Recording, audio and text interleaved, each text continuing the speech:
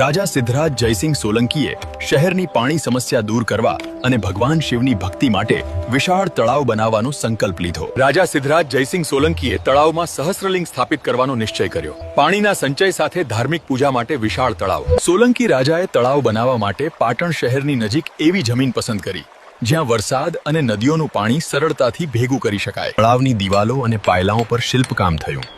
દેવી દેવતા, નૃત્ય શિલ્પો અને પુરાણ કથાઓથી તળાવ દ્રશ્યમાન અને પવિત્ર બની ગયું। પાતળા કાચા પથ્થર અને લેબ્લિન્ટ વડે તળાવના કિનારા અને ફ્લોર મજબૂત બનાવ્યા।